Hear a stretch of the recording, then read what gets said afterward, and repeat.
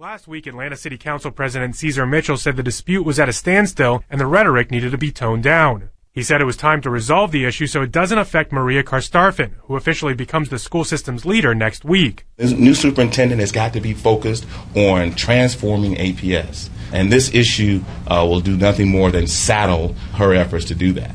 For more than a year, the two sides have been battling over a 2005 contract over Beltline funding. The city argues the contract is unreasonable and needs to be reworked. APS counters the city is simply trying to back out because it no longer likes the terms. At stake, about $160 million over the next 15 or so years. The dispute reached a boiling point earlier this month. That's when Mayor Kasim Reed dared the school system to follow through on what he interpreted as APS threatening to sue the city. Nobody's going to negotiate at the end of a gun. So, if you're going to take hostages, you better be prepared to shoot the hostage.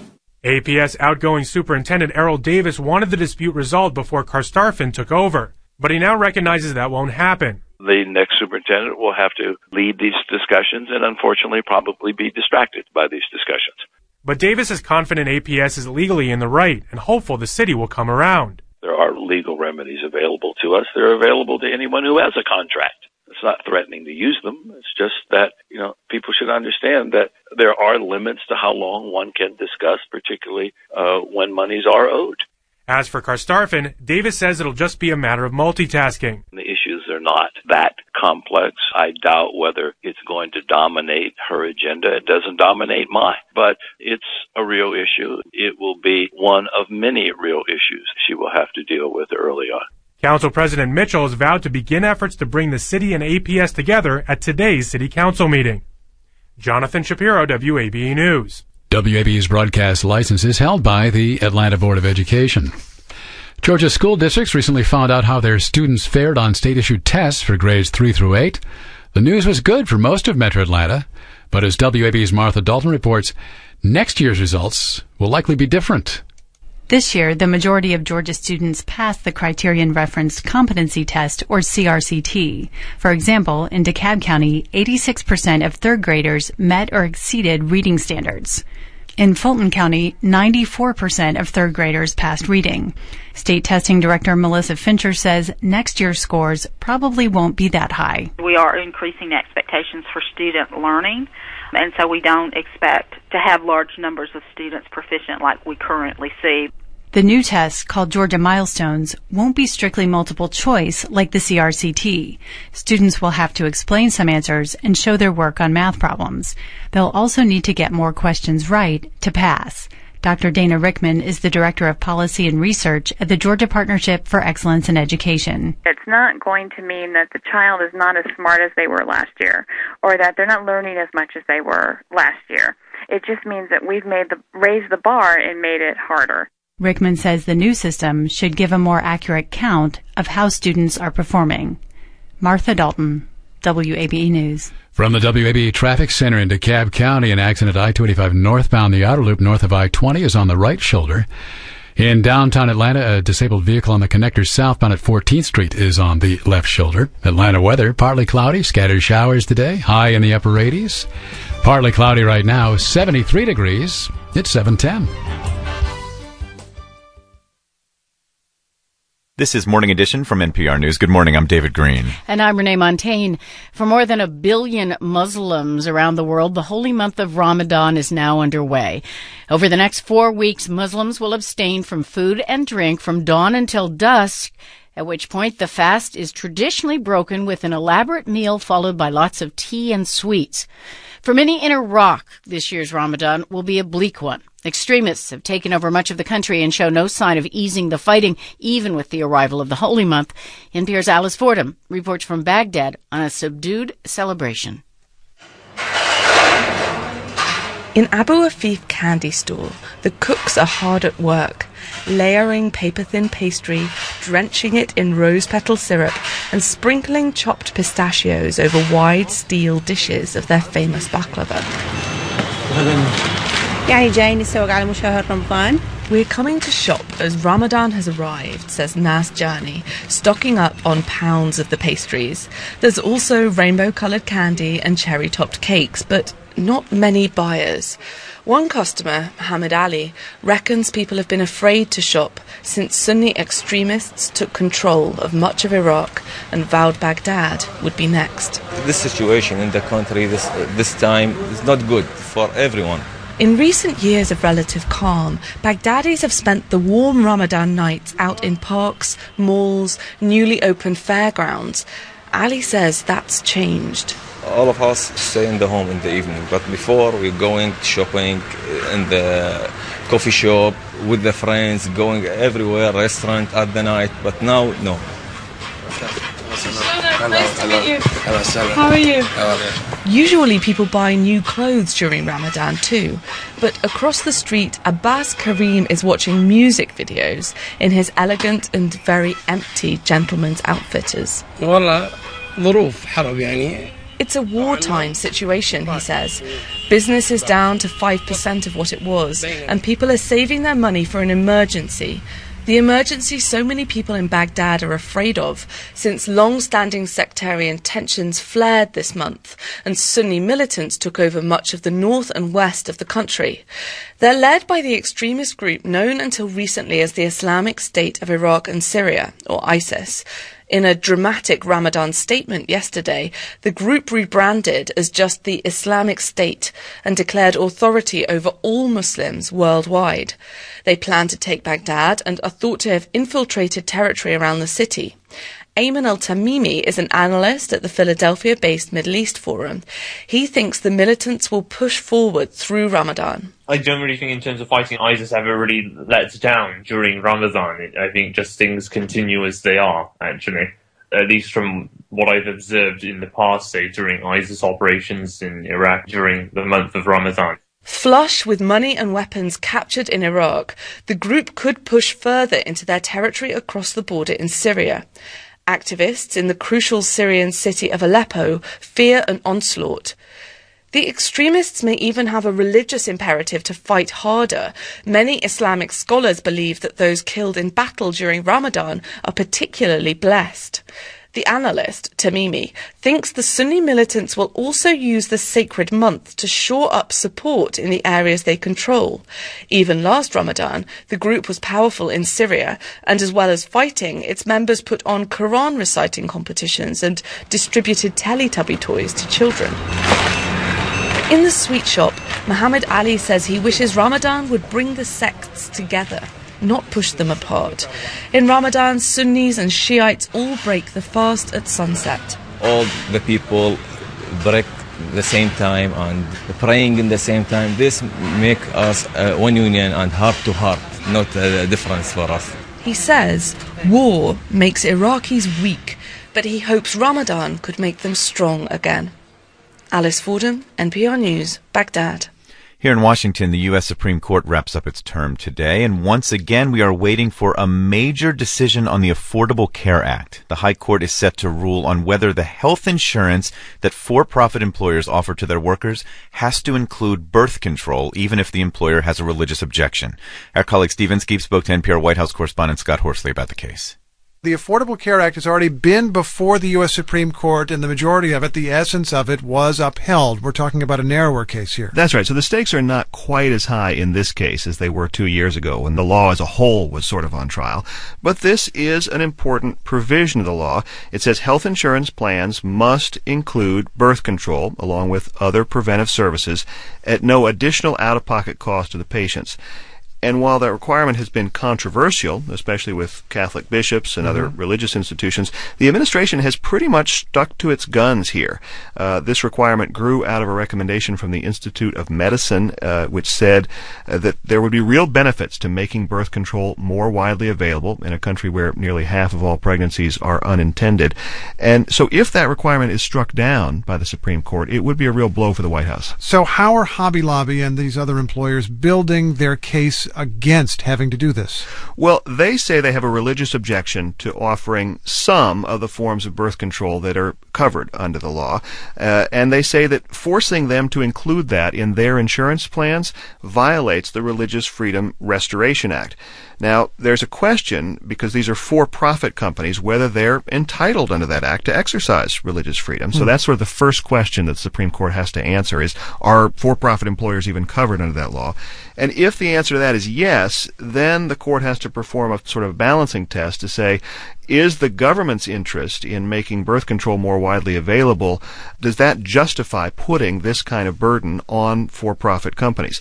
Now, there are other legal challenges that are coming down the pike that have not yet made it to the Supreme Court, which come from more overtly religious organizations. For example, nursing homes that are run by an order of Catholic nuns. So even if the High Court upholds the birth control requirement in the case of for-profit companies like Hobby Lobby, that won't be the end of the story.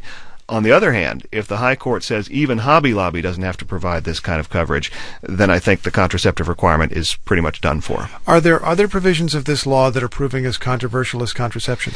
Not really. Things like stepped-up diabetes screening just haven't really proven to be the same sort of third rail for politicians that the birth control requirement has. There was a story in USA Today that put it rather well, saying, this is a case about God, money, power, sex, and Obamacare. You got everything in there. That's a pretty volatile mix. And as I said, the initial outcry came mostly from Catholic bishops and overtly religious groups, and the administration did try to make some accommodation for them. Churches, of course, were exempt from the get-go. They're not required to offer this kind of coverage to their employees. And for church-affiliated organizations, like those nursing homes and their employees that I talked about, the administration tried to put some distance between the employer and the birth control that they find objectionable. In some cases, for example, they said the insurance companies themselves would have to provide the coverage. But those accommodations have not been satisfactory to everyone. Now, in this case, a couple of court justices suggested if the government thinks birth control is so important, why doesn't it just make the birth control available itself?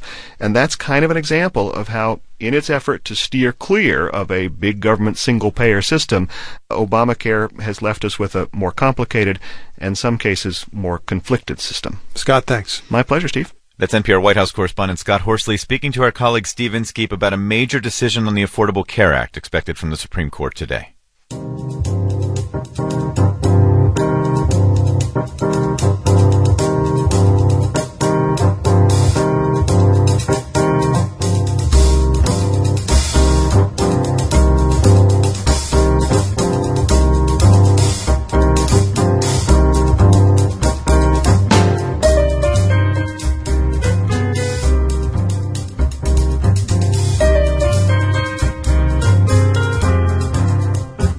Coming up, NPR's Anthony Nguyen reports on mounting tensions between Beijing and the Chinese territory of Hong Kong. That's in 15 minutes on Morning Edition on 90.1 WABE, Atlanta's NPR station, where you can follow us on Twitter at WABE News. Good Monday morning. I'm Steve Goss. It is 7:19. From the WABE Traffic Center in DeKalb County, a wreck with injuries. Peachtree Industrial Boulevard southbound north of I-285 is blocking the right lane. In Cobb County, a wreck, Old Highway 41 at Stylesboro Road. Also in Cobb, a disabled vehicle.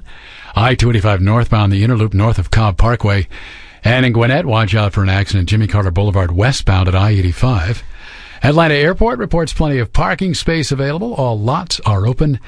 Heading through security should take you about 10 to 20 minutes on average. Atlanta weather, a partly cloudy today with scattered showers around, a high in the upper 80s. Partly cloudy tonight, maybe a shower, low in the upper 60s.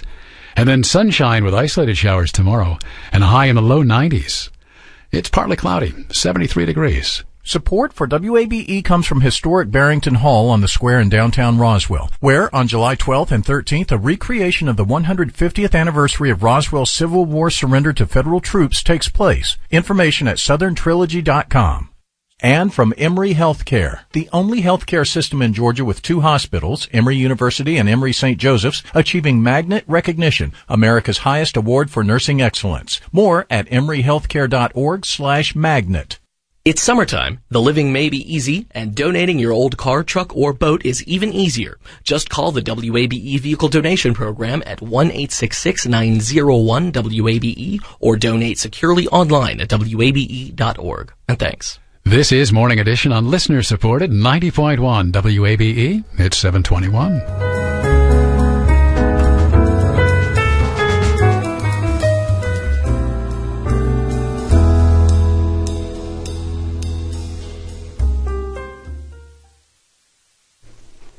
With no sign that the severe drought here in California will ease up anytime soon, more and more farmers and ranchers are pumping groundwater to keep their businesses afloat.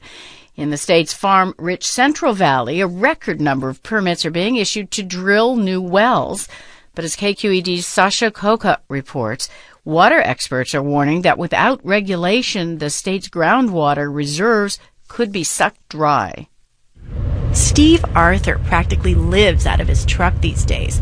He runs one of Fresno's busiest well drilling companies and hustles up and down the highway to check on drilling rigs that run 24 hours a day. It's officially getting crazy.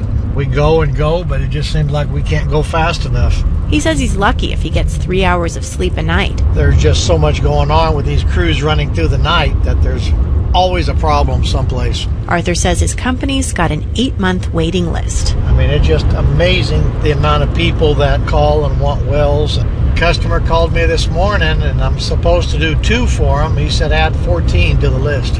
You have to literally grab these guys and drag them to your property and say, please, please drill me a well. That's farmer Matt Fisher, who's been scrambling to keep his orange trees alive after learning he won't get any water this year from federal reservoirs. I've even heard of drilling companies that won't tell growers who's in front of them because guys are even trying to buy the other guy's spot in line.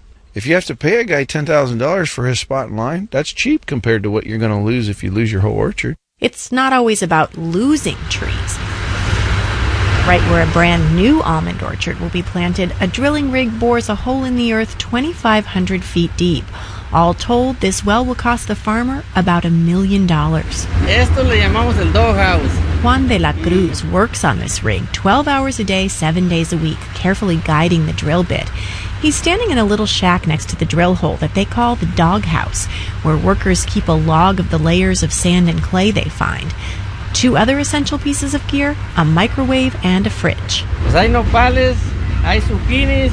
We've got some cactus and zucchini in here to cook up, De La Cruz says. The farmers bring us cantaloupes, tomatoes, whatever we want. They're so grateful because when we're done with this well, these fields will have water. Ya terminar un pozo de estos, todos estos fields van a tener agua ya. Bob Zimmerer, who owns this rig, says California's drought is profitable for well drillers. For now.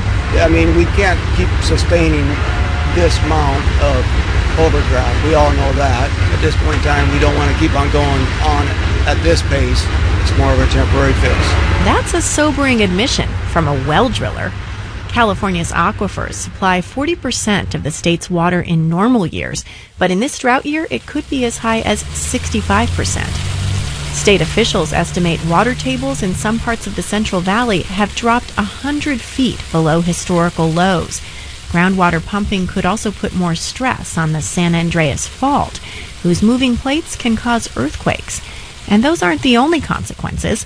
We're on a one-way trajectory towards depletion, towards running out of groundwater. That's Jay Family-Eddy, a University of California hydrologist and a leading expert on groundwater. He points out California's the only Western state that doesn't really monitor or regulate how much groundwater is pumped. So it's not unlike having several straws in a glass and everyone drinking at the same time and no one really watching the level. That could change. A bill making its way through the California legislature could, for the first time ever, require local agencies to track and in some cases even restrict groundwater pumping. Some farmers oppose it, saying it's a violation of their private property rights. For NPR News, I'm Sasha Coca in Fresno. A year ago today, the deadly Yarnell Hill wildfire took the lives of 19 elite firefighters and left the state of Arizona in mourning. The crew was boxed in by flames in a canyon, and their portable fire shelters, a last safety resort, didn't save them. Today, the father of one of the dead firefighters is trying to help the Forest Service build a better shelter. Here's Laurel Morales from member station KJZZ. David Turbyfill doesn't want his son Travis to have died in vain. He recently sent a video he made to anyone who'd take notice. One of the first images in it is a photo taken during the investigation of the Yarnell Hill fire. 19 twisted piles of crumpled aluminum and ash, the barely recognizable remains of the fire shelters. Later in the video, we see Turbyfill's recent shelter tests. A large metal pipe shoots fire for 30 seconds onto the current fire shelter material layered over a firefighter's yellow fire retardant shirt. Turbyfill, wearing protective glasses and gloves, pulls the metal frame off the now black shirt. He holds it up to the camera. The shirt material has obviously scorched, it's hardened, it's brittle. Then he runs the same test, but a minute longer, over a fireproof fabric Turbyfill found on the internet. So let's take a look and see what our results are on this one. My inner foil, no burn through, still intact, and the firefighter's shirt is completely intact. For anyone who's seen a wildfire, the video gets your attention. Turbyfill's metal fabricating shop is in Prescott. There, he talks statistics. In the last 2 decades, burnover and entrapment accounted for 25% of wildland firefighter deaths. What I'm saying is that if you created a better fire shelter or survival fire shelter product, that you could eliminate 20 to 25% of all fatalities. Eliminate, not reduce, eliminate. High temperature insulation materials are usually heavy, bulky, and fragile. The Forest Service's Tony Petrilli is heading up the fire shelter improvement effort. He says the current shelter reflects radiant heat, and he agrees adding insulation would make a better shield against direct flames. Firefighter has to carry this fire shelter along with all their other equipment all day, every day, all summer long. So lightweight materials are a must, and that's something David Turbyfill's fabric is, but it's also a bit bulky. He says with high demand, a manufacturer could improve it, and the proper equipment is essential to the firefighter's safety. They shouldn't have to pay with their lives, regardless of the situations. You know, whether they make a mistake or management makes a mistake or weather makes a mistake, it's not an act of God. We're given intelligence for a reason. We should build a shelter that is fully survivable. Turbyfill says he's reminded of his 27-year-old son, Travis, every time he looks in the mirror. He says he doesn't want to relive the past, but he believes it's important to bring attention to what he calls a fixable issue. The process to revamp the fire shelter is a complex one. The Forest Service plans to select a new fire shelter after it's been tested in the field during the 2016 fire season. For NPR News, I'm Laurel Morales in Flagstaff.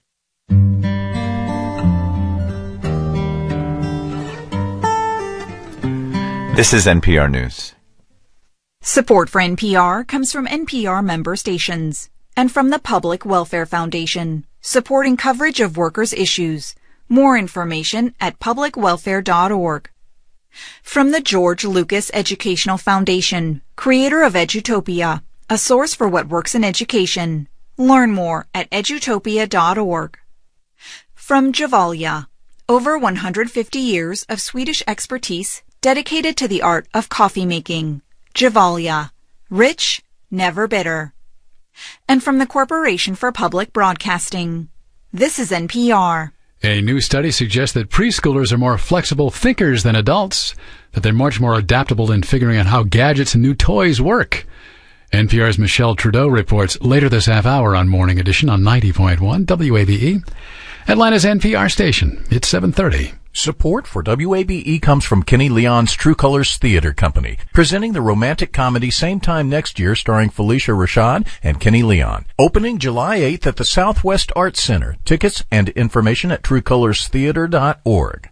And from GI Care for Kids, with 14 pediatric gastroenterologists caring for children and adolescents through age 21 at 12 locations, including an after-hours adolescent and young adult clinic. More information at gicareforkids.com. Atlanta weather, scattered showers with partly cloudy skies today, a high in the upper 80s this afternoon. Partly cloudy tonight, maybe a shower, low in the upper 60s, isolated showers tomorrow. It's partly cloudy now. and 73 degrees. This is Morning Edition on listener-supported 90.1 WABE. From NPR News in Washington, I'm Dave Mattingly. A couple of rulings are expected today from the U.S. Supreme Court. One case involves the latest challenge to the Affordable Care Act. NPR's Nina Totenberg reports the issue is whether for-profit corporations, citing religious objections, may refuse to provide contraception coverage in the basic health care plan mandated by the ACA. In enacting the ACA, Congress required large employers to provide basic preventive care for employees. That includes all birth control methods approved by the FDA. Under the law, religious nonprofits were exempted from this requirement, but for-profit corporations were not. The Hobby Lobby Corporation, which has 500 stores and 16,000 employees, objects to some forms of birth control on religious grounds, but the government points to a long line of cases holding that for-profit companies may not use religion as a basis for failing to comply with generally applicable laws.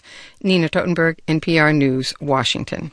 The White House says President Obama will ask Congress for $2 billion to deal with the flood of children from Central America crossing the U.S. southern border illegally. More than 50,000 have been picked up by Border Patrol agents since last October. Temporary facilities set up to deal with the kids are being overwhelmed by the numbers. Later today, President Obama is expected to nominate former Procter & Gamble CEO Robert McDonald to lead the Department of Veterans Affairs.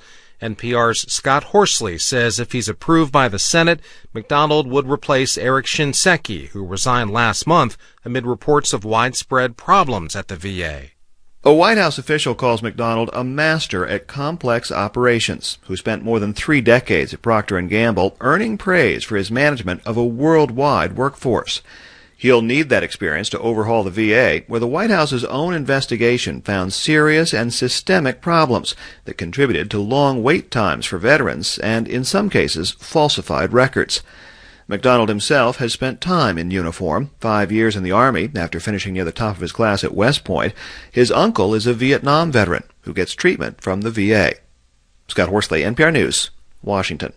North Korea says it's going to put 2 Americans on trial for what it describes as hostile acts and crimes against the state. Matthew Todd Miller and Jeffrey Edward Fole entered the country as tourists separately back in April.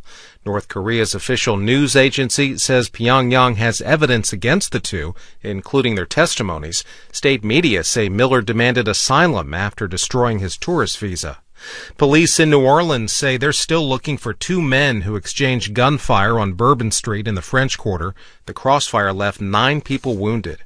This is NPR News. Support for NPR comes from Living Essentials, distributor of 5-Hour Energy Shot, with B vitamins, amino acids, 0 sugar, and 4 calories. 5hourenergy.com. It is 7:33. Good morning. I'm Steve Goss from the WABE newsroom. A Fayetteville man is injured following yesterday's small plane crash in Peachtree City. The Atlanta Journal-Constitution reports John Ritchie was the only person on board when his Piper Light Sport crash landed on a runway at the Atlanta Regional Airport. The 55-year-old pilot was taken to Atlanta Medical Center. He is listed in critical condition, according to a spokesperson from the center. Officials with the Peachtree City Police Department say the NTSB and the FAA are investigating the crash. U.S. Citizenship and Immigration Services officials say more than 1,000 people are set to become American citizens during a ceremony this week at Turner Field. Officials say the oath of allegiance will be given to new citizens during a special ceremony Wednesday morning. Organizers say special guests are expected to include Atlanta Braves President John Schuerholz and others. Officials say candidates from 81 countries are set to become citizens during the ceremony. In sports, the Braves completed a 4-game sweep of the Phillies with a 3-2 win yesterday. Atlanta opens a 3-game series with the Mets tonight at Turner Field. In the WNBA, the Dream beat the Fever 76-68 last night.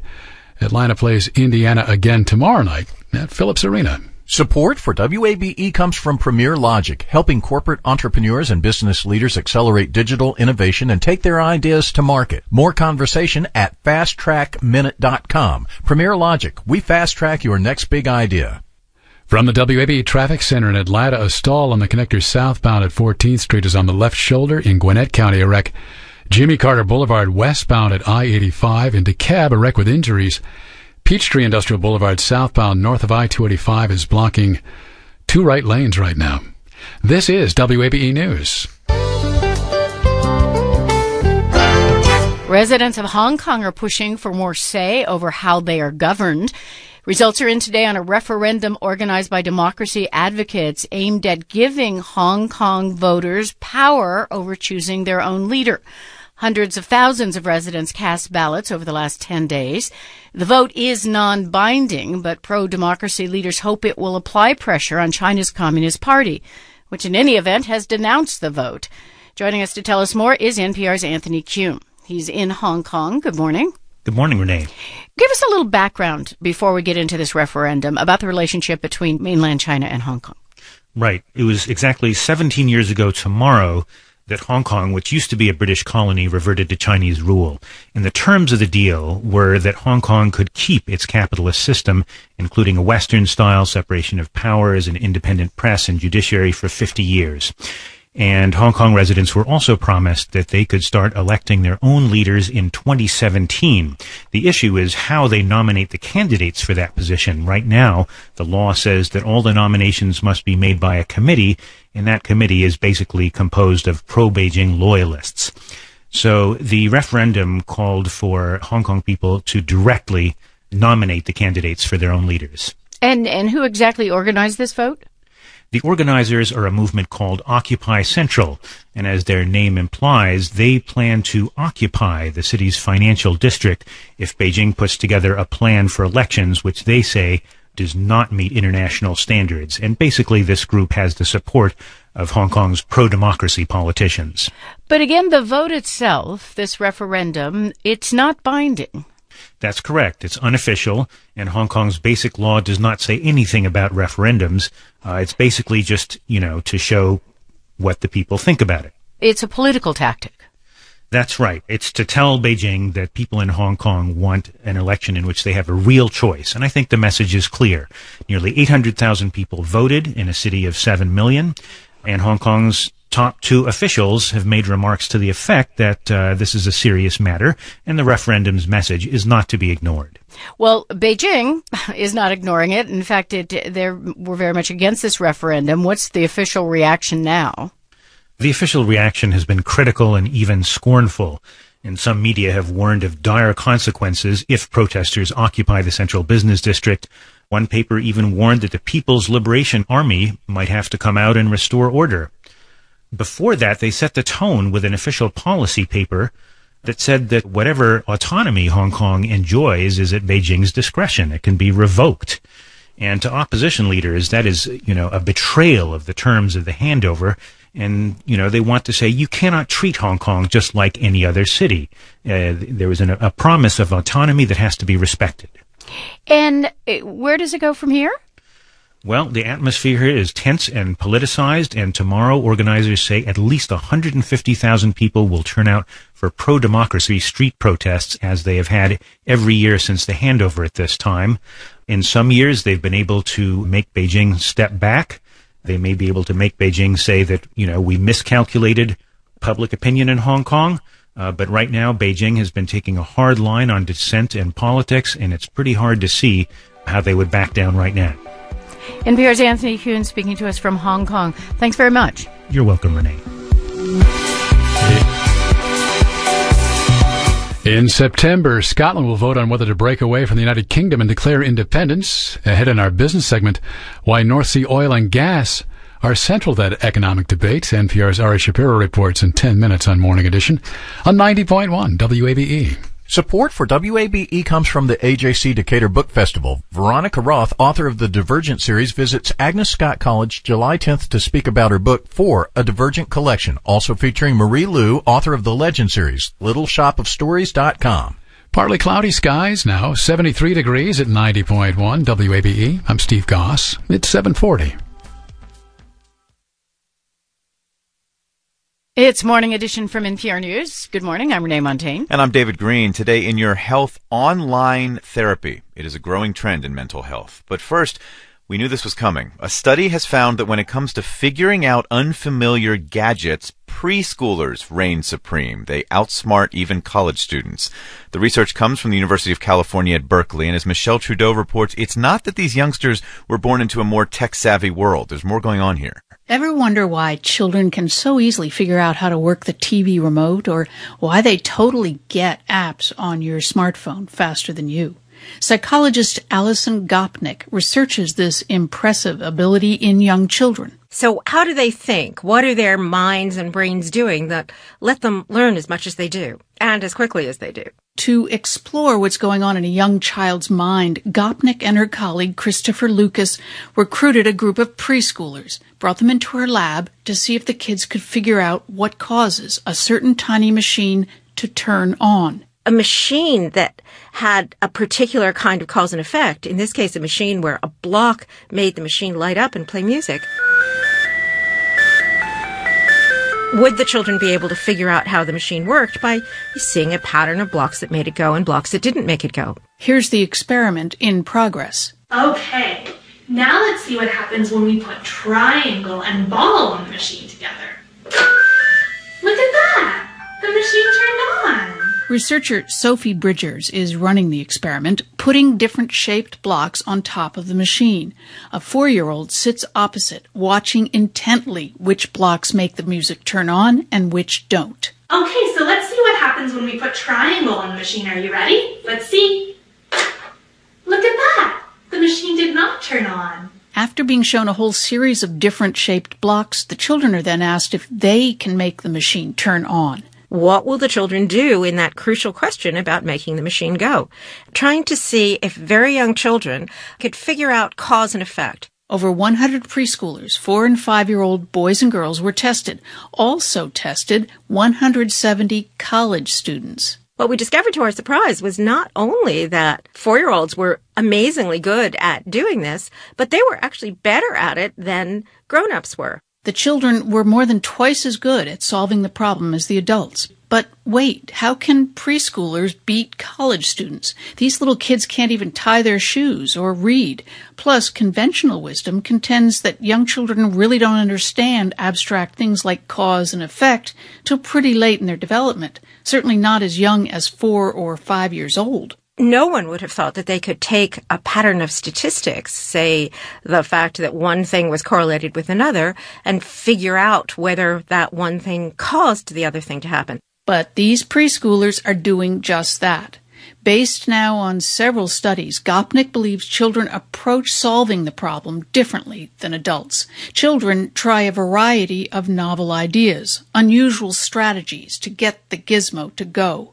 For example, if the child sees that a square block and a round block each independently turn the music on, then they'll take a square and take a circle and put them both on the machine together to make it go, even though they never actually saw the experimenter do that. That's flexible, fluid thinking, says Gopnik. Children exploring an unlikely hypothesis. Adults, on the other hand, jump on the first most obvious solution and doggedly stick to that, even if it's not working. So even if the pattern showed that you really needed the combination of blocks, just one block by itself wouldn't work, they still kept trying their old hypothesis. That's inflexible, narrow thinking, says Gopnik. And we think the moral of the study is it may be that children are better at solving problems when the solution is an unexpected one. So all you adults out there, don't hand over that TV remote to the youngest person in the room. Give it another try. Think outside the box. Probe the improbable. You just might turn on the TV. For NPR News, I'm Michelle Trudeau. All right, so let's talk about solving psychological problems in this next story. Traditionally, of course, talking to a therapist has required going to an office and talking face-to-face. But as NPR's Manvi Singh reports, the Internet is changing that. More people, especially younger people, are going online for their mental health services. Lauren Kay has never met her therapist in person. She's a 24-year-old entrepreneur who lives in New York. It can be really hard to have to take off from work and commute, especially like in New York, 2 hours round trip to see a therapist. She finds that it's much more convenient to see her therapist online. It's been the best relationship that I've had with a therapist. She found the counselor on a website called prettypaddedroom.com. She chose her out of a list of licensed therapists and social workers. When it's time for her appointment, she logs in, clicks on a link, and begins her video session. You know, it felt like Skyping with a friend. And when I was at my parents' house the other day, you know, I got to show my therapist my cat. So it just makes it more personal, where you can sort of bring your therapist into your home and really talk about what's going on. She's not alone in that thinking. More and more people, especially millennials, people born in the 1980s and 1990s, are trying this out. What's happened is that we've gotten really used to using on-demand services to make our lives easier. You know, everything from booking a taxi to food to booking a date. The founder of the online therapy service, Pretty Padded Room, is Bea Arthur. She says there's a real demand for web therapy right now. For the most part, our target market is women in their 20s and 30s. She says it works really well for young people on the go. You know, job issues, breakups, adult friendships breaking up. Just there's so many transitions that occur during this time, and we've really gone out of our way to kind of curate an experience that speaks to them. A 30-minute session is $45 or less if you sign up for a monthly plan.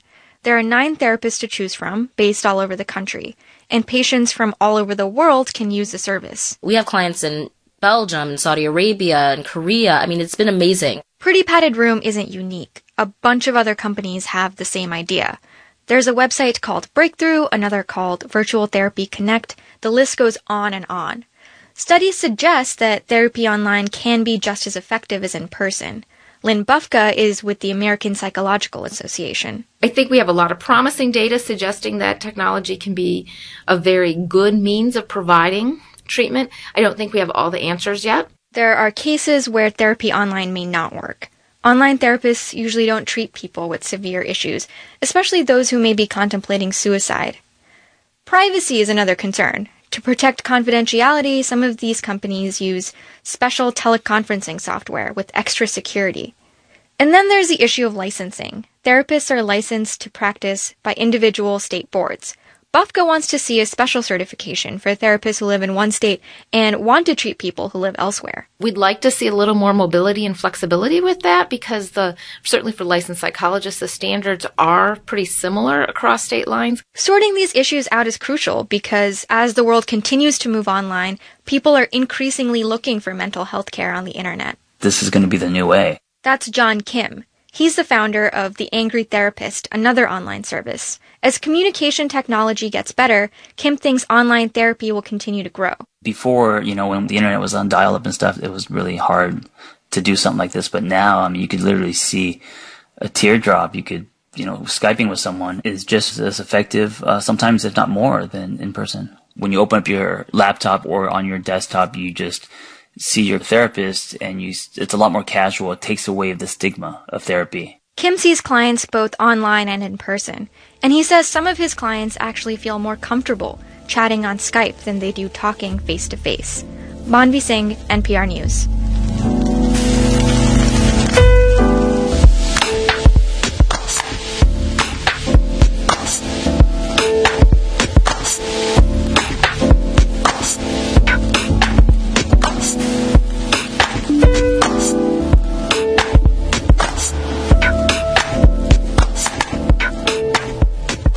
We'll update Atlanta and state news, and then NPR's Cokie Roberts previews the weekend politics. That's in 15 minutes on Morning Edition on 90.1 WABE, Atlanta's NPR station.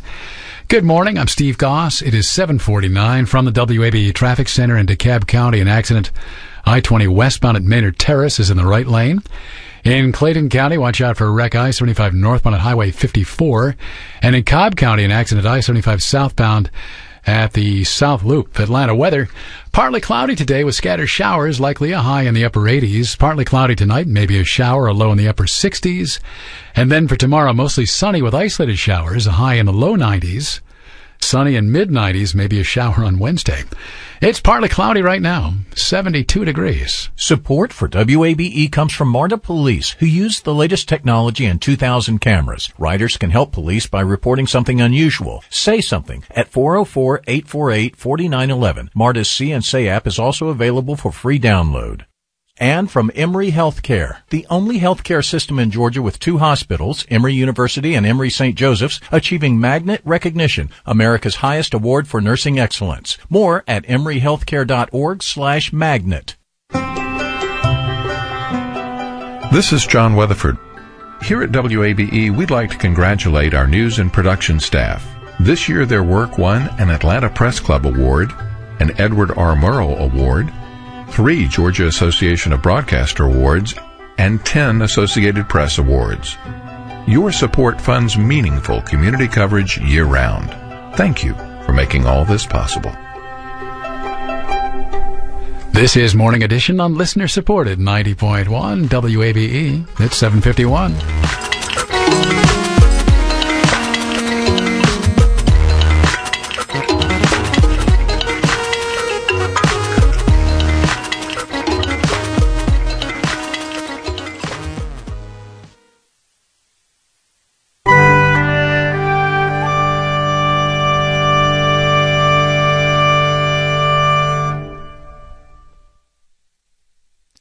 We begin NPR's business news with compensation from GM.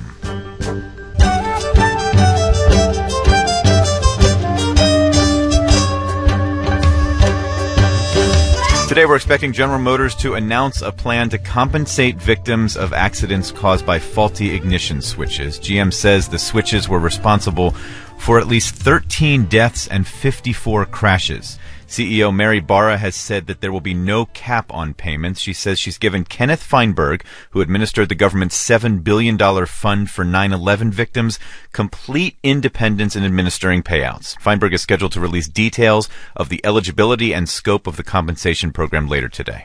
Come this September, Scotland will vote on whether to break away from the United Kingdom and become independent. So far, the debate has been less about national identity and more about money. The income from oil and gas fields off the Scottish coast is central to this economic debate, and the remote Shetland Islands, many miles from the Scottish mainland, are where that oil comes ashore. NPR's Ari Shapiro sent this report. Edna Burke was born and raised on these islands. She's only in her 60s, but the change she has seen in her lifetime is hard to fathom. In the days when we were growing up, there wasn't very much money around, and quite a struggle for my parents to be able to bring up a family. The family raised their own sheep and vegetables on a small subsistence farm called a croft. Her father still had to take an extra job at the stone quarry to get by. My father would use the boat to go to work in the morning and row back again at night. Oil was discovered offshore in the 1970s, and everything changed in a flash. The author Anne Cleves remembers when she first came to Shetland in 1975. And it was like a gold rush town, because it was full of people coming up to get money quickly, and very interesting times. Everyone thought the oil fields would dry up in 20 years, but they didn't.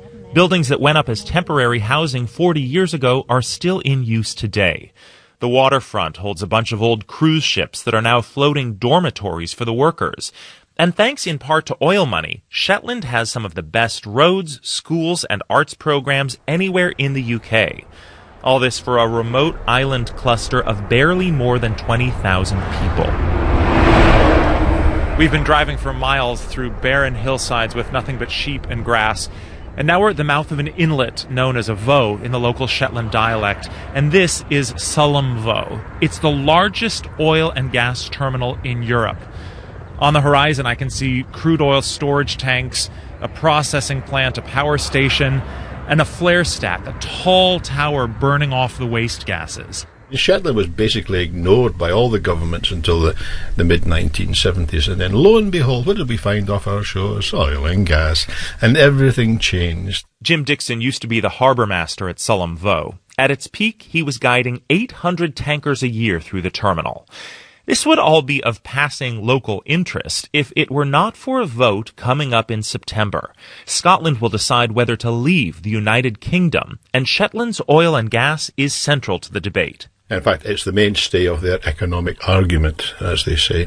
In Shetland, we have a very jaundiced view of all this, because whether we had ruled from London or Edinburgh is still a long, long way away. The independence camp and the Unity folks have totally opposite forecasts for the oil industry. Unity says it'll dry up and Scotland will suffer without help from London. Independence says the industry will thrive and keep Scotland booming.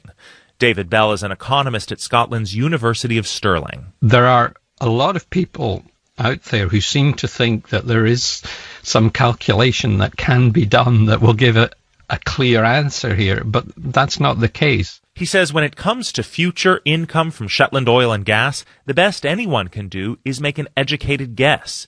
That's a risk Edna Burke is not willing to take. My husband and I have got one opinion because we've lived through the poor times, and I think we worry if Scotland does go independent and when there's no longer oil and gas in the waters, how Scotland will cope.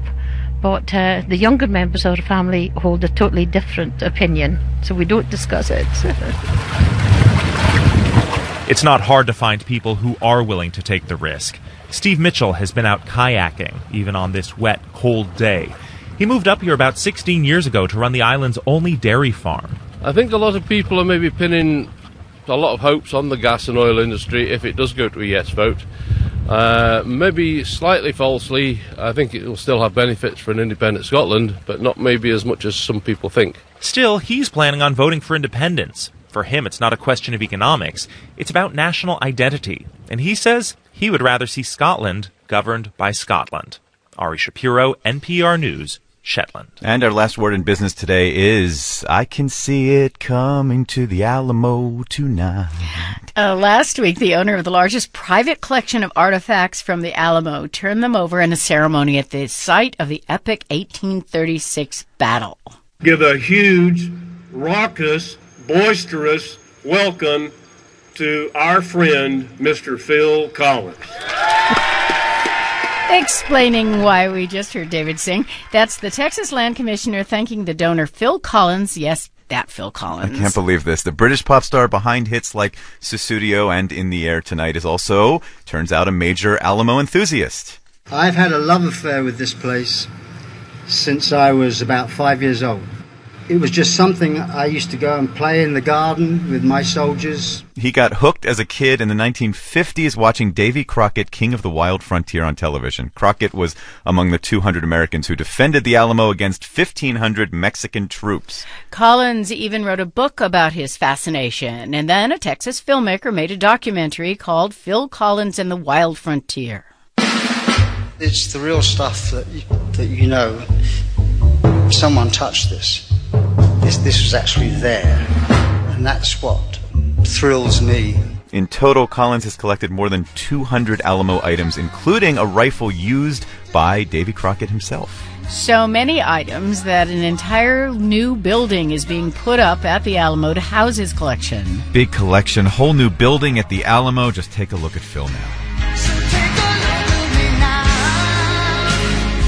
That's the business news on Morning Edition from NPR News. I'm David Green. And I'm Renee Montaigne.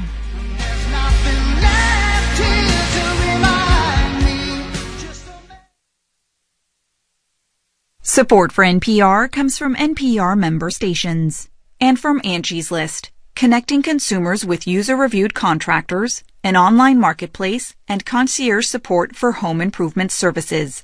Angie'sList.com. From America's Natural Gas. Learn how UPS is reducing emissions in communities with their growing fleet of natural gas vehicles. Thinkaboutit.org. And from the investment firm of Raymond James, wealth management, banking, and capital markets. Learn more at lifewellplan.com.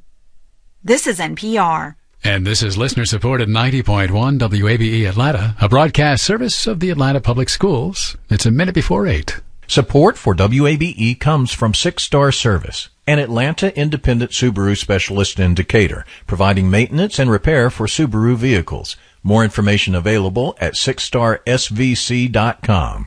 And from the Atlanta Regional Commission's Lifelong Communities Initiative. In the last 100 years, life expectancy has soared from the early 40s to the mid-80s. Atlantans are living longer, yet most of the physical environment and public investments are made with little consideration for this new longevity. The Atlanta region is not a place for all people yet, but it can be. More online at pba.org/beyond expectations. Supported in part by Piedmont Wellstar Health Plans. Atlanta weather, partly cloudy today, scattered showers around, a high in the upper 80s. Partly cloudy, maybe a shower tonight, a low in the upper 60s. We have partly cloudy skies right now. It is 72 degrees, the time, 8 o'clock. Good morning. A year after retiring, Bob McDonnell got a call from the president. The former CEO of Procter & Gamble has been picked to lead the Department of Veterans Affairs.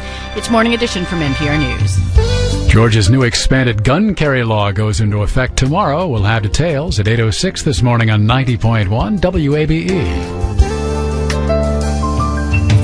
If confirmed, McDonald will take on what the White House calls a corrosive culture at the VA. I'm Renee Montagne. And I'm David Green. Coming up, Cokie Roberts will tell us why Republicans are threatening to sue President Obama, and later why Republicans are showing up in so many political ads with guns. Also, at a time when airlines are closing hubs, why Delta is placing a bet on Seattle. It is Monday, June 30th. On this day in 1859, most people were betting Frenchman Charles Blondin would die. Instead, he became the first person to cross Niagara Falls on a tightrope. It was so fun, he did it 300 more times. Here's the news. From NPR News in Washington, I'm Corva Coleman. President Obama will nominate former Procter & Gamble CEO Bob McDonald to be the next Veterans Affairs Secretary. NPR's Sam Sanders reports McDonald served in the U.S. military in addition to his extensive experience as an executive. McDonald graduated from West Point and served in the Army for 5 years. He worked for Procter & Gamble for 33 years, moving from an entry-level job to CEO. He served in that role until 2013. McDonald would have to be confirmed by the Senate. If approved, he'd replace acting VA Secretary Sloan Gibson.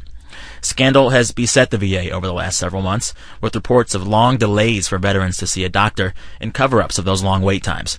The controversy led former VA Chief Eric Shinseki to resign this May. A recently released report found that healthcare in the VA suffers from, quote, significant and chronic system failure. Sam Sanders, NPR News. President Obama will ask Congress for $2 billion to manage the thousands of migrants illegally crossing the southern U.S. border. He also wants additional flexibility to more quickly process children who cross the border by themselves. Republicans have criticized the Obama administration over U.S. immigration policy they say is lax. The Obama administration is repeating its message to Central Americans that new migrants will be deported. The Supreme Court ends its current session today with one of the most important cases this term. The retailer Hobby Lobby is suing over the Affordable Care Act. It has religious objections to providing contraception coverage as required by the law. NPR's Nina Totenberg has more. Under the ACA, religious nonprofits are exempted from the birth control coverage requirement, but for-profit corporations are not. Hobby Lobby employs 16,000 people, but objects to some forms of birth control as contrary to the owner's faith. Those defending the coverage requirement note that health care is an earned benefit, that the employees of the corporation contribute to their health plan, and the argument against the Hobby Lobby owners is that the employees have religious rights too. Major medical associations contend that birth control is perhaps the major health care expense for most women of childbearing age. Nina Totenberg, NPR News, Washington. An outside attorney is prepared to disclose how much compensation General Motors will pay to victims of an automotive defect. Compensation expert Kenneth Feinberg is to unveil the terms today. GM won't have a role in determining the amount of damages, and GM's CEO, Mary Barra, has said there won't be a limit. At least 13 deaths are linked to a defective GM ignition switch. The Sunni militants taking territory in northern and western Iraq have declared they're forming a new state. They're calling it simply the Islamic State. It comprises the Iraqi territory that they recently seized, along with land in Syria. You're listening to NPR News. This is week 2 at the Wimbledon Tennis Championships. As Larry Miller reports from London, the men's top seeds are all still there, but some of the women's top seeds are already gone. World number 1, American Serena Williams, is gone. So is the second seed, China's Li Na. That leaves Maria Sharapova, the women's favorite. Sharapova has momentum after winning the French Open 3 weeks ago. She meets the 9th seed, Germany's Angelique Kerber. No upsets yet on the men's side. Rafael Nadal, Novak Djokovic, Roger Federer, Stan Wawrinka, and hometown hero Andy Murray are all going strong. On center court, Murray meets South African Kevin Anderson, and Djokovic is challenged by Frenchman Joe Wilfred Tsonga. The finals are next weekend. The men and women's champions each receive record prize money of $3 million. For NPR News, I'm Larry Miller in London. Japan's government is poised to change the country's defense policy. It would allow Japanese soldiers to fight for other countries, even if Japan is not itself under attack. Japan has not fought abroad since World War II in accordance with rules on pacifism. Japanese conservatives say this limits Japan's ability to defend itself, and they say they should take greater note of China's growing power. There are many critics. A Japanese man set himself on fire Sunday in Tokyo in apparent protest. North Korea says it is going to put 2 Americans on trial very soon for alleged crimes against the state. Americans Jeffrey Fowle and Matthew Miller are detained in North Korea. It's unclear when they'll face the charges. Also today, North Korea demanded that South Korea call off its annual military drills with the U.S. This is NPR. Support for NPR comes from Unisys Corporation, maker of Unisys Stealth cybersecurity software. You can't hack what you can't see. Learn more at unisys.com/stealth. From WABE News in Atlanta, good morning. I'm Steve Goss. It is 8:06. Starting tomorrow, the law opponents have referred to as the Guns Everywhere bill goes into effect. Among other things, the law allows permitted gun holders to carry firearms in bars, some churches, and government buildings without security. WABE's Michelle Worth reports. One of the major changes will affect Atlanta's Hartsfield-Jackson International Airport. Under the law, guns will still be prohibited in airport security lines. But if you accidentally carry one into a line and have a weapons carry license, you won't be arrested. However, airport spokesman Reese McCraney says you could still face a Transportation Security Administration fine. TSA can impose civil penalties up to $11,000. This should act as a deterrent for people who are thinking about bringing weapons through the security checkpoint. Under the law, churches can also decide whether to allow them on their property. But some denominations are not taking any chances. Atlanta Episcopal Bishop Robert Wright recently spoke with WABE after issuing a gun ban for churches in his diocese.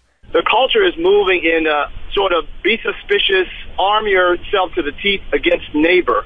And we're trying to articulate, as followers of Jesus, another way to be. But the Georgia Baptist Convention is leaving the matter up to individual churches. Law enforcement officials also say the bill means big changes for them. The legislation says a person carrying a weapon shall not be subject to detention solely to investigate whether that person has a weapons carry license. That concerns Putnam County Sheriff Howard Sills. If we detain that person and find out that that weapon that they're carrying was used in 3 different homicides later on, we're not going to be able to use that as evidence against them. It is the most absurd thing I've ever heard of. That part of it's going to have some terrible consequences. But Jerry Henry with GeorgiaCarry.org recently said, under current law, police should not be able to ask anyone to see their gun license without probable cause. A policeman has to see you do something wrong to check to see if you have a license. There are several Supreme Court cases that have followed that up. The bill will also allow those with gun permits to enter bars with a firearm. However, legal experts say a bar owner can ask anyone carrying a gun to leave their establishment. Opponents fear the law will create safety issues and cause more deaths. Meanwhile, supporters say it strengthens Georgian Second Amendment rights and gives added protections to those who have played by the rules. Michelle Worth, WABE News. Another new state law could affect your child just as school is about to start again. Lisa George reports. The state is requiring a new set of immunizations for all students entering the 7th grade. One shot is a combination booster vaccine for tetanus, diphtheria, and pertussis. You may know pertussis as whooping cough. It's what currently concerns public health officials most. Dr. Patrick O'Neill is Director of Health Protection for the State Department of Health. What we have discovered is that the duration of protection is not as long as we had originally hoped that it would be and actually expected it to be. There was a time when we felt that this would probably be lifelong immunity, but that's not the case. The other vaccination now mandated for rising 7th graders protects against meningococcal meningitis.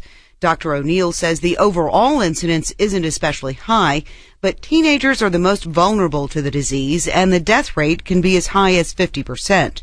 The new law does allow parents to get waivers for religious or medical reasons.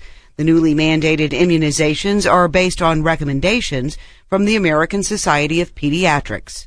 For WABE News, I'm Lisa George. From the WABE Traffic Center in Cobb County, a wreck I-285 eastbound. The inner loop east of I-75 is blocking 2 center lanes.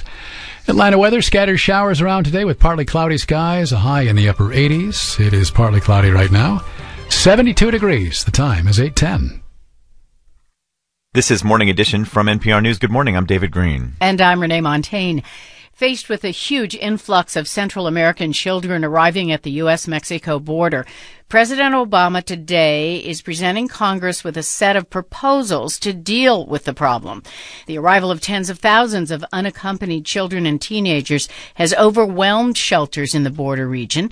The president is expected to ask for more than $2 billion for extra security on the border and humanitarian aid. To get a sense of the reception the president can expect from Congress, we're joined now by Hokie Roberts, as we are most Mondays. Good morning. Good morning, Renee. So this is an incredible situation on the border with these waves upon waves of children arriving alone. What is President Obama proposing to do exactly about it? Well, it is an odd situation because these rumors have spread in Central America that kids can come and stay. And that's not crazy because the law that was signed by President Bush in 2008, which was designed to be a humane law, says that kids from any place but Canada and Mexico, that is contiguous countries, could not be deported while their cases are being heard. But instead they must be sent to family members in the U.S. while they fight their cases in court. So many of them just end up staying. The word is out now in Central America where there is tremendous violence going on. The president wants to be able to change the law so that he can send these kids home. Now, mainly he's trying to get a message out in Central America that they shouldn't be sending these kids on these very long, very dangerous trips. But in order to send that message effectively, Congress has to act. Well, not only has Congress been unwilling to act on anything President Obama pushes for or is pushing for, especially on immigration, but now the Speaker of the House says he's ready to bring suit against the president for the executive actions he's been taking on his own.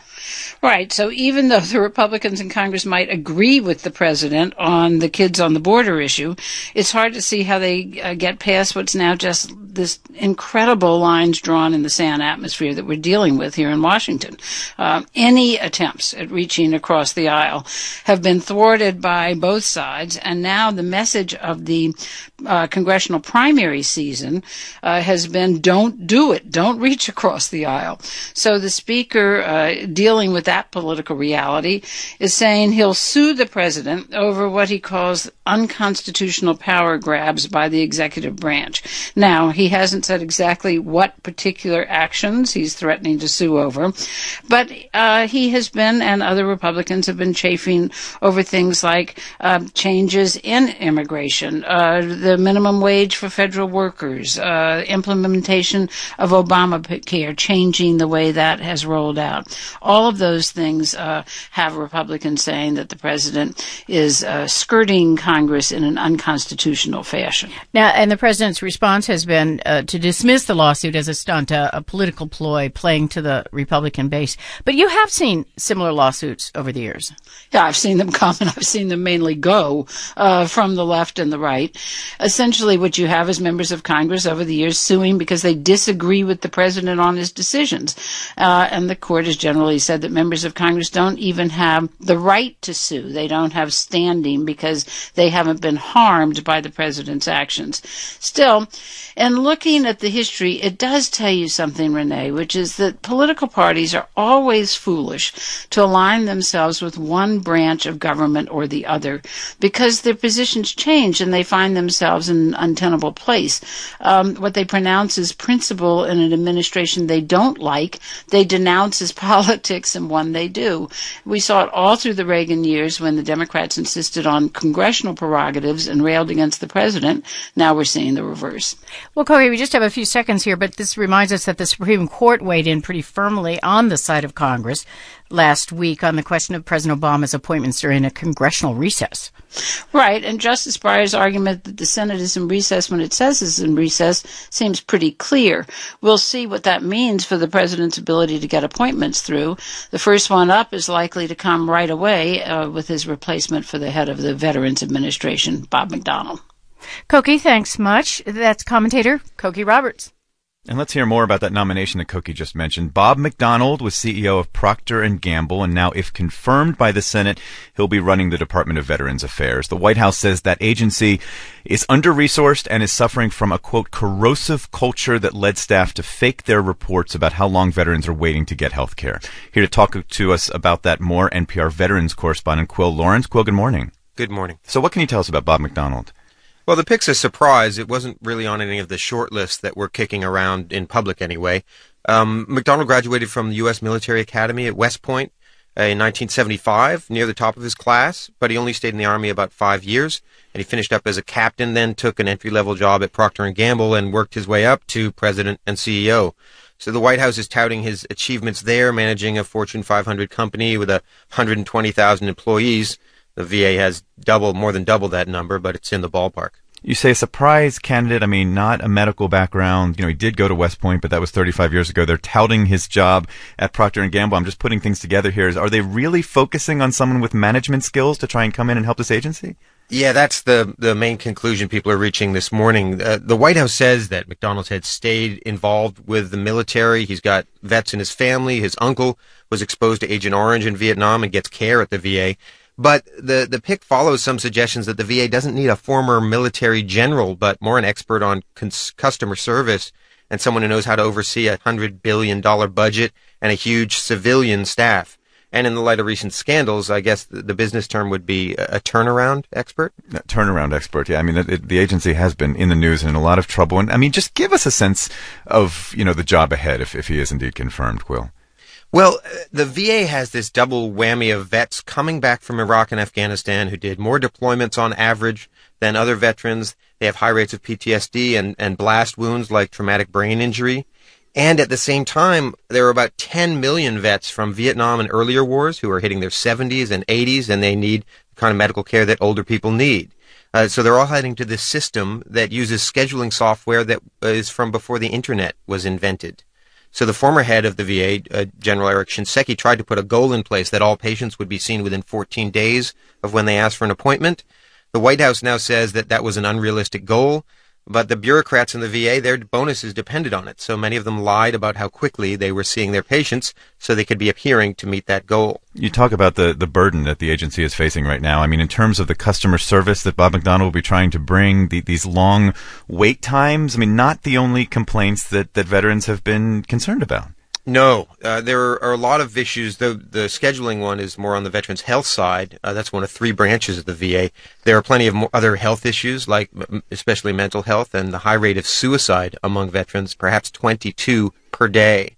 On the benefits and disability compensation side, things have improved with the backlog we heard a lot about last year. But vets are still really clamoring for a more user-friendly system, maybe one where the Pentagon and the VA could have one electronic record that could easily pass between the two huge bureaucracies.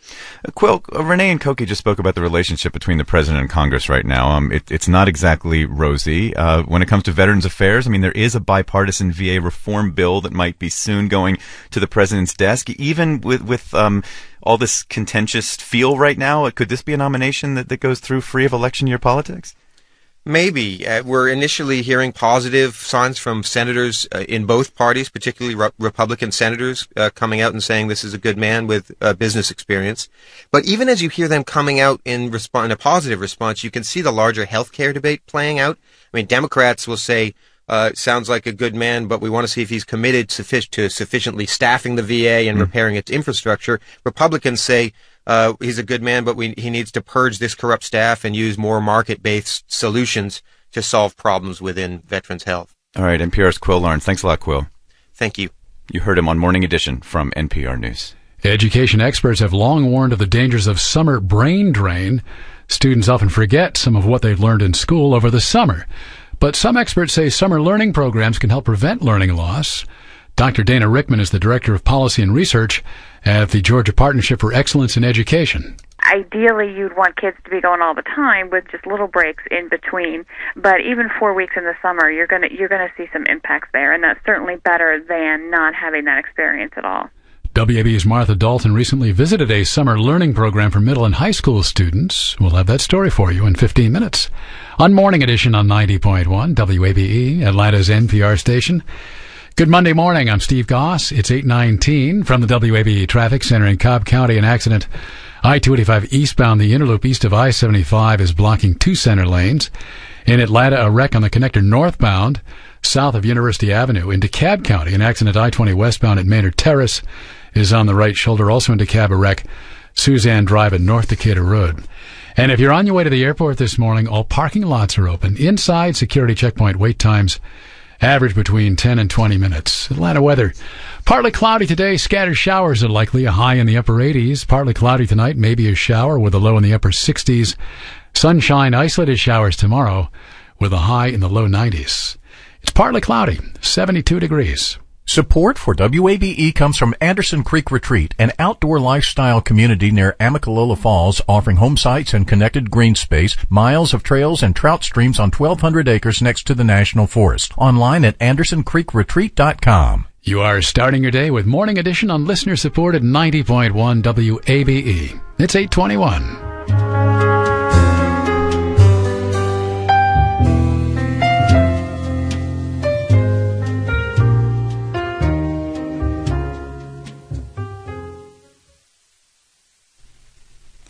There has been a steady stream of top Chinese officials traveling to Africa lately.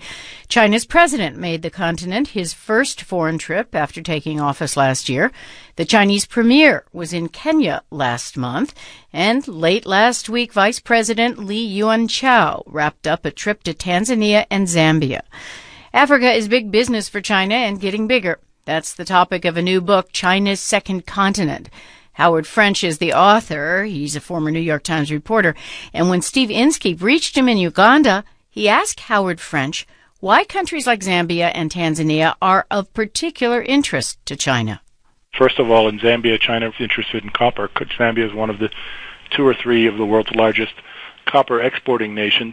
And so China, being a manufacturing power, has a very keen interest in that. Tanzania has a host of newly tapped natural resources. There's lots of new hydrocarbon discoveries. Tanzania is also a very populous country, and it's a marketplace for China, as is almost all of sub-Saharan Africa. And China thinks this is an area of the world where it can really establish a foothold in terms of the marketing of Chinese products and brand name recognition. Are we talking about the same products that are ubiquitous in the United States, or is there a different menu of products that the Chinese would sell to Africa? Well, you'll see many of the same sorts of things that are ubiquitous in the United States, but what Africa offers in particular to China is sort of entry-level consumer action for Chinese companies that make very simple and sometimes even crude products. Flip-flops, household accessories, very cheap cell phones, things like that that allow basic Chinese industries to sort of advance up the food chain, if you will. And China is very keen on establishing kind of brand name equity or recognition among African consumers, because the African population is going to double by the middle of the century, perhaps triple by the end of the century, and the African middle classes and consuming classes are growing very fast. Wow, you just threw out a compelling statistic there. The population of Africa overall, if I'm not mistaken, is something like 800 million, and you're saying that's on the way to doubling? Yeah, well, it's more like 1 billion, and it's supposed to be 2 billion by 2050, according to the UN median estimates, and perhaps as many as 3 billion by the end of the century. Wow, and given that China's own population is not growing that fast, you're saying that the various countries in Africa taken together before too many decades have passed might exceed the population of China? Certainly will exceed the population of China, and if these projections are remotely accurate, will almost be as large as China and India combined by the end of the century. Do you encounter American companies or the U.S. government showing up and competing with China for various deals?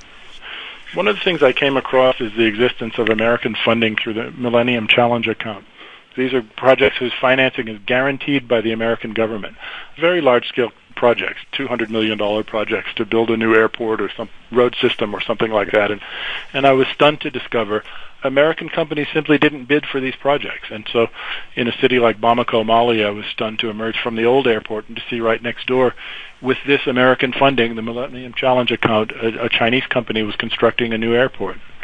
the American media, by and large, doesn't cover Africa in terms of a place of economic activity. We think of Africa typically as a place of disaster and conflict and humanitarian interest. And so our own public is not conditioned to think, as the Chinese have come to think of Africa, as this place of huge demographic expansion where much of the growth of the future may occur. We're sort of stuck in an old, outmoded view of Africa, and if you don't have a vision of opportunity, you're not likely to pursue these sorts of things. Howard French is the author of China's Second Continent. Thanks very much for taking the time. Thank you, Steve. In the airline industry, we've gone through a period of mergers, consolidation, and downsizing. Because of all this, some airlines have had to disappoint cities. They've stopped using them as hubs. Which brings us to something unusual at Seattle-Tacoma International Airport. The Northwest News Network's Tom Bonsi reports that Delta Airlines has made it its newest hub. I'm about to take you into a rare scene many cities and airport managers would practically die for. Here's the setup. A ceremony in the terminal to christen a new route from Seattle's International Airport. The man at the podium is Delta Vice President Mike Medeiros. With the addition of now Hong Kong and the 95 flights that we'll have by the end of this year, Seattle's now Delta's newest hub. So congratulations, Seattle. This announcement was accompanied by a Chinese lion dance. Then came a champagne toast and cake. 2 airport fire trucks saluted the Trans-Pacific departure with a water cannon arch. The airport and the airline are making a big deal, partly because it's been a long time since a major U.S. carrier expanded this way.